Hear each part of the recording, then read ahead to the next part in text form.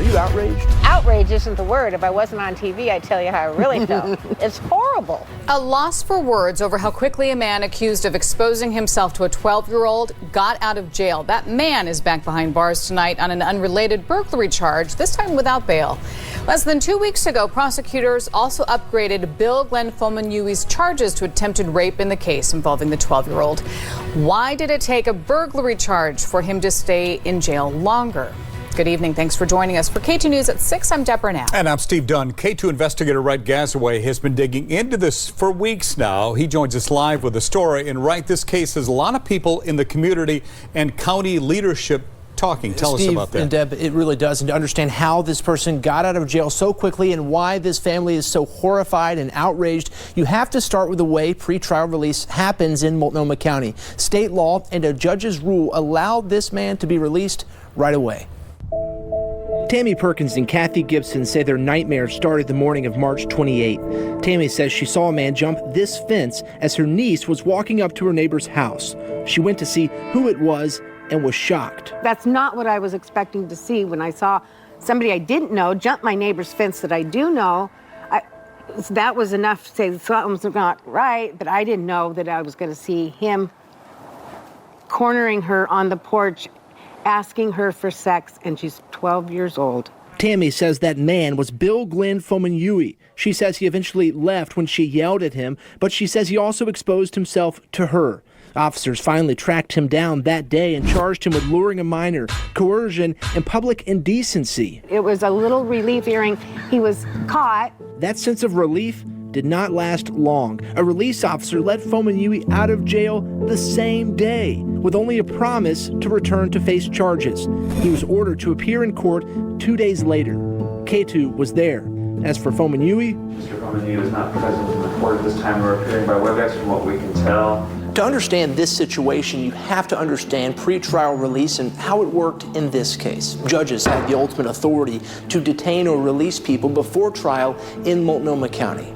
The judges delegate that power in certain cases to release officers. When Fomonyuy was booked, he was immediately given a $15,000 bail on charges of luring a minor, coercion, public indecency, and giving false information to police. Since he could not pay, he went to the next step. A release officer did what's called a recognizance release interview. The officer has to determine if the main charges require the suspect to appear before a judge. Luring a minor does not. Next, the release officer did an interview with 8 questions. It's a series of yes/no questions, including does the person have pending charges in court, warrants, prior convictions, a history of failing to appear in court, address changes, or a history of drug abuse. It also examines employment history and connections in the community. Fomonyuy's risk score, a 2. That means he got out of jail without appearing before a judge and without supervision. I found out he was released. I was just furious. And I still am. It's not right. So why did Fomonyuy's case not require judicial review? Felony sex crimes require that. His charge at the time, despite allegedly exposing himself and asking a 12-year-old for sex, was not a felony sex crime. Here's why. Oregon Code makes luring a minor a sex crime if, quote, the court designates in the judgment at conviction.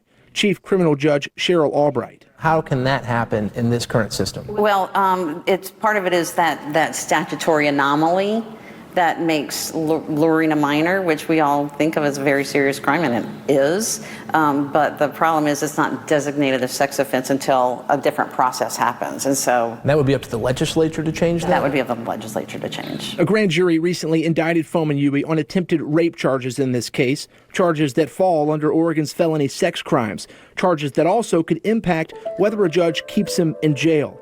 Tami and Kathi are relieved, but they're still furious at the process. And the impact that this has put on not just myself, but my neighbor Kathi and other neighbors in the community here and my niece, is that impact is going to be with us for the rest of our lives. We've had nights where we've had multiple shootings or multiple major events, and that's really strained our resources. But honestly, this is unlike anything I've seen in my career. This weekend was unlike anything several officers in Portland have witnessed. Overwhelming levels of crime. Overnight Friday, there were so many shootings and crashes that PPB says every bureau was overwhelmed. K2's Genevieve Rayom is live outside City Hall. And Genevieve, you learned today the Bureau's homicide team is getting more help. Yeah, Deb, but it's coming at a cost. The Bureau confirmed with me today that it is going to be shifting some of its staff away from some of the detective units, including cold case, assault, and human trafficking, and putting those investigators onto the homicide team. Now, this is just going to be a temporary shift for now, but that is what we were able to confirm with PPB today, and it comes as the city sees just violent weekend after weekend. Just this past weekend, PPB says it responded to 5 shootings in just a 12-hour period. So Genevieve, we've been asking those inside City Hall for comment for several days now, but we have yet to hear from more than half the council. Yeah, Deb, more than half of City Council that works inside this building is silent on this issue. We have heard back from 2 commissioners, but we have yet to hear back from Mayor Wheeler, Commissioner Dan Ryan, or Commissioner Joanne Hardesty. We got a statement from Commissioner Rubio this afternoon, which said, in part, over my 15 months on the council, I've taken steps to ensure nights like Friday do not happen.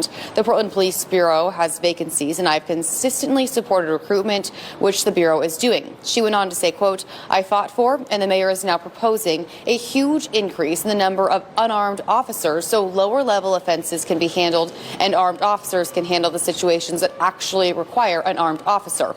Additionally, we heard from Commissioner Mingus Mapps over the weekend. He said he is working with Mayor Wheeler to address the public safety resource shortage in the budget process. Deb? So Genevieve, any indication that we will hear from the mayor or other council members?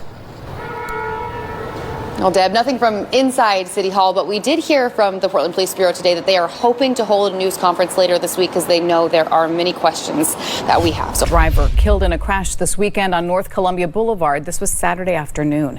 Police say 21-year-old Andrew Bachman was speeding on Columbia Boulevard when he crossed the center line and hit a car head-on. Everybody in the oncoming car was hospitalized but not seriously injured. A passenger in Bachman's car was also hospitalized and released. This is the 21st traffic-related death in Portland. Tonight, the Portland Police Bureau tells Katu it's staffing, overtime, and officer fatigue limiting their response to street racing. In fact, Sunday night, we received dozens of calls into the K2 newsroom about street racing out on Columbia, right where Saturday's deadly crash happened. We found drivers doing donuts and racing. Shortly after we arrived, so did a few police officers, but not much was broken up at that point. Today, when we asked police about the lack of response, they pointed again to staffing, saying they're having a hard time keeping precincts fully staffed on a regular basis. Neighbors living in the area say things are just getting more dangerous across the city, and they're worried. A family of 5 nearly died out here. We're all traumatized, and it's not like Columbia Boulevard in general has become a very dangerous place. We're often terrified driving it because people drive like that. Police also point to how busy the weekend was. They say many officers are already working overtime, and officer fatigue is an aspect they're working to balance when making decisions.